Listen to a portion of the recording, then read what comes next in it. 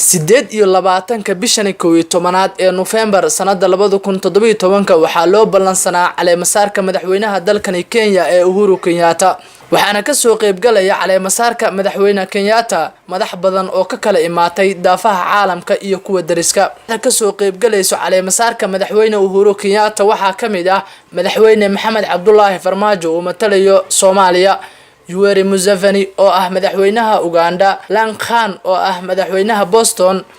Paul Kagame oo ah madaxweynaha Rwanda Johan Pombe Magufuli oo ah madaxweynaha Tanzania Edgar Lungu oo ah madaxweynaha Zambia Ismaaciil Cumar Geelle oo ah madaxweynaha Jamhuuriyadda aan walaalaha nahay ee Djibouti ra'iisul wasaaraha dalka Ethiopia Haile Mariam Desalegn dalalka Nigeria Ghana Angola Congo Burundi iyo Yemen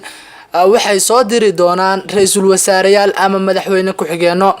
sidoo kale dalalka South Africa Britain Ukraine ayaa ayagana lagu xusay in ay ka soo qayb gali doonaan isla markaana ay soo diri doonaan wasiir arrimaha dibadeed caleemasaarka madaxweyne Uhuru Kenyatta sidoo kale waxaa ka soo qayb galaya dalalka daneynaya Kenya sida China iyo Japan oo iyagu la sheegay inay ka imaan doonaan saraakiil sare oo ka tirsan dalalkaasi madaxweyne Uhuru Kenyatta oo maanta saxaafadda kula hadlay gurigiisa isla markaana ka hadlayay u diyaar garowga caleemasaarkiisa ayaa baaq nabadeed u diray iyo in ay nabadda ka shaqeeyaan xisbiga ka soo horjeeda ee mucaaradka ee NASA Ismaaciil Xuseen Ismaaciil TV-ga caalamiga ee Somali News magaalada Nairobi